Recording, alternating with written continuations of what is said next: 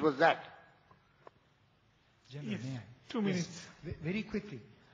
Prabhakaran, people who were around Prabhakaran convinced Prabhakaran, and perhaps Rajiv? Prabhakaran himself may have believed that there will be an intervention, a pressure, as a result of the pressure in Tamil Nadu, that the New Delhi will ask the Sri Lankan military to stop the operation. But India did not. And certainly the change in the electoral results was a deep disappointment for the LTT. And I think that during that time, the excellent relationship between Sri Lanka and India finally sealed the fate of the LTT. For those who do not know, Prabhakaran was a proclaimed offender India for Prabhakaran's role in the assassination of Rajiv Gandhi. And so was Pottu Amman, who was the head of intelligence of the LTT. And both these people were operating in the no-fire zone till the final stage. But certainly the leadership in India at that time worked very closely with the leadership in Sri Lanka.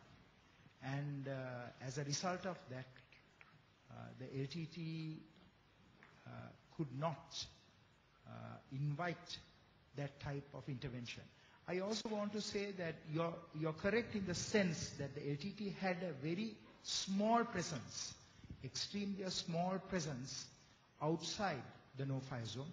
There were few cadres in Colombo, there were few cadres in the east, but I want to say that the Sri Lankan military as well as the Sri Lankan police and the intelligence services were able to detect and neutralize those operating cells in the east as well as those sleeper cells that were in Colombo. But the numbers were very, very small compared to the key strength of the LTT that was active in the Velumulli Vaikal, Karavimulli Vaikal and the Pudumatalan region. Thank you very much. Thank you, Professor Rohan.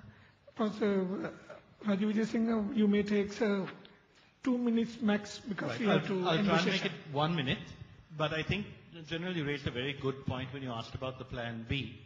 And to me, one of the most astonishing things of analysis of this whole conflict is the failure to quite understand what Prabhakaran's Plan B was. It was an assumption that the Sri Lankan forces would be stopped. And in order to stop them, it was desirable that civilians be killed. And it seems to me obvious that if it's desirable for Prabhakaran that civilians be killed, he would have killed them. And I think there's clear evidence on January, the first day on which there were allegations of more than double figures of civilians, the UN told us, having thought we were doing it, they sent us a message saying, for information, most of the firing came from the LTT. Now the interesting thing is that I think, as Rohan said, I think we need to be very grateful to India. Because India understood this. They were not taken in by claims that Sri Lanka was killing civilians. Because India had dealt with Prabhakaran before. They knew exactly what he had done. Well, you yourself had done this when emotions were raised by him. And I think one of the most interesting factors about this is your knowledge helped us. 2 years ago, when there were suggestions by the UN Secretary General that perhaps we might be engaged in war crimes, I wrote an article in which I said, with knowledge comes wisdom. And the Sri Lankan Ministry of Foreign Affairs got very angry with me, thinking I was suggesting the Secretary General was ignorant.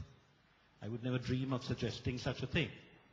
But I think the knowledge that your country displayed in its dealings in 2009 and its determination that terrorism should be stopped, and also sharing with us concern for the Tamil people, is what helped us to prevent Prabhakaran implementing his Plan B.